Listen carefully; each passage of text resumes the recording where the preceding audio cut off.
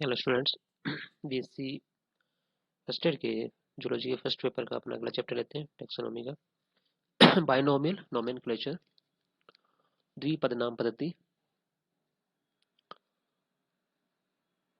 जैसे अपन ने पहले बात की थी कि किसी भी जंतु का जो वैज्ञानिक नाम है वो लिखने जो पद्धति है उसको अपन द्विपदनाम पद्धति कहते हैं।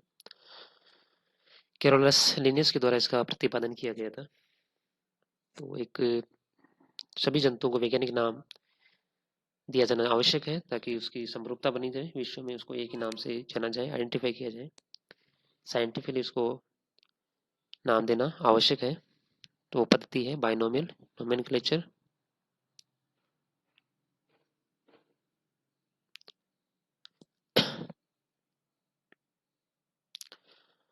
तो वर्ड जो नोमेनक्लेचर है नामकरण है, दो शब्दों से मिला है, लैटिन वर्ड से, नोमेन और clare. Nomen means name, clare means to call. It means to call by name. किसी भी जंतु को वैज्ञानिक नाम से, कॉल बाय नेम, नाम से पुकारना, दैट इज नोमेनक्लेचर। और साइंटिफिकली अपने इसका नाम लिखना तो दैट इज बाइनोमियल नोमेनक्लेचर। सबसे पहले ये जो पद्धति की वो कैरोलस लिनियस के द्वारा दी गई, जो कि फादर ऑफ मॉडर्न टेक्सोनॉमी है। 1758 में कॉल वॉलनिन इनका नाम था, जिन्होंने खुद अपना नाम चेंज किया। पहले खुद का ही कैरोलस लिनियस रखा। और इसका जो सीधा सा है कि किसी भी जंतु का वैज्ञानिक नाम दो पदों में होगा, इसलिए इसका नाम है बाइनोमियल द्विपद नाम। फर्स्ट जो होगा वो जिनस होगा, वंश का नाम होगा, दूसरा जो होगा वो जाति का नाम होगा। ये कुछ रूल्स हैं बाइनोमियल नोमेनक्लेचर की, वो अपन देखते हैं। ठीक है, तो पहली बात ये होगी कि किसी भी binomial name of an organism consist to Latin words होंगे इसमें। इसमें पहला वंश होगा, दूसरा जाति का। वंश का नाम कैपिटल लेटर से और स्पीसीज का स्मॉल लेटर से। और उसका जो नाम है वो इटैलिक या तिरछा उसको लिखा जाना चाहिए। जैसे ये लिखा हुआ होमो सेपियंस, होमो वंश है, सेपियंस जाति। या फिर उसको सीधा लिख रहे हैं तो उसको अंडरलाइन किया जाए। Two taxa can not have same name. दो टेक्सा के नाम समान नहीं हो सकते किसी के भी। और in case several names have been given to a single animal, यदि किसी सिंगल प्राणी को कई सारे नाम दिए गए डिफरेंट साइंटिस्ट के द्वारा, तो जो सबसे पहले नाम दिए गए हैं जिस साइंटिस्ट के द्वारा वो मान्य होगा। बाकी जो है वो डुप्लीकेट नेम्स कहलाएंगे, सिनोनिम्स कहलाएंगे। जिस जिनस का नाम, वंश का नाम सिंगल वर्ड होगा, कैपिटल लेटर में होगा। जाति का नाम सिंगल हो सकता है, कंपाउंड भी हो सकता है। ठीक है, और ये स्मॉल लेटर से स्टार्ट होगा। ठीक है, जिसका जिस ऑथर का, साइंटिस्ट का नाम पहले पब्लिश होगा, जो पहले नाम देता है, ठीक है, उसको मान्य किया जाएगा। और उसका जो नाम है वो स्पीसीज के बाद उसका नाम लिखा जाता है, जैसे राना टिग्रिना डॉट। ठीक है, या कई जब नाम देखेंगे साइंटिफिकली तो उनमें लिन लिखा आएगा। लिन मीन्स लिनियस है। लिनियस ने जो नाम दिए थे काफी सारे जंतुओं को, तो वो उसमें लिन लिखा मिलेगा, दैट इज लिनियस। फैमिली का नाम जो है वो IDAE। आईडी जो है प्रत्यय जो होगा, सफिक्स जो है वो किसको इंडिकेट करेगा, फैमिली को इंडिकेट करता है। जैसे ट्रिपेनोसोमेटिडी, दैट इज एक फैमिली है। और जो सब फैमिली होगा उसमें INAE नाम आएगा, जैसे यूक्लिनोइडिनी, दैट इज सब फैमिली है। ये प्रत्यय है। Essential requisite of binomial nomenclature, तीन मोस्ट इंपॉर्टेंट रिक्विसाइट हैं which should be in mind before giving any name to taxon. किसी को नाम देने से पहले इन तीन चीजों का ध्यान रखें। एक तो uniqueness, the scientific name should be unique.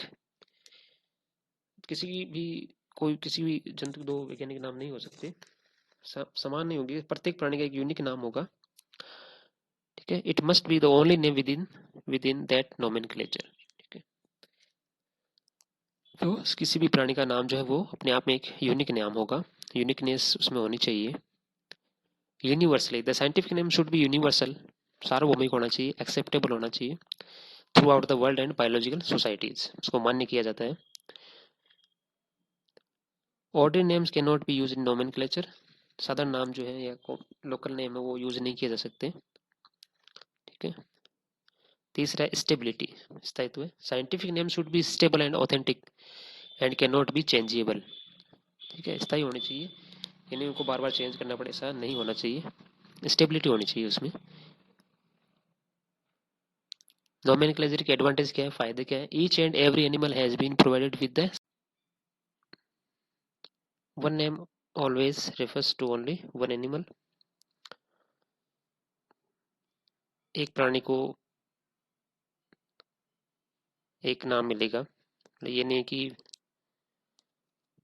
Same नाम है, दो तीन को दे दिए गए, एक प्राणी दो तीन नाम दे दिए, ऐसा नहीं है।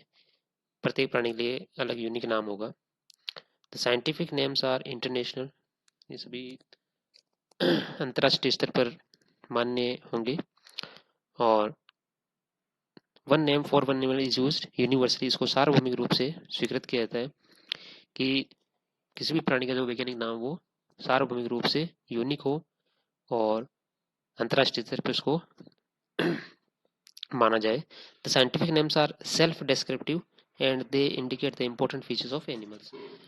जो साइंटिफिक नेम है प्राणी का, वो अपने आप में भी एक यूनिक है, सेल्फ डिस्क्रिप्टिव है, कुछ ना कुछ उसके बारे में इंडिकेट करता है। तो ये कुछ एडवांटेज है नोमेनक्लेचर के। जैसे लोयन का नाम है पेंथेरा लियो, पेंथेरा इसमें जीनस है, लियो इसकी स्पीसीज है। टाइगर है तो पेंथेरा टाइगरिस, ठीक है। तो वंश एक है इनका, टाइगर या जो भी ये लोयन है। तेंदुआ है पेंथेरा पार्डस। चीता है एसिनोनिक्स जुबेटस। कैनिस फेमिलिरिस कुत्ते का नाम है। पिकॉक का है पेवो क्रिस्टेटस, ठीक है। पेवो जीनस और क्रिस्टेटस जो है इसका स्पीसीज है।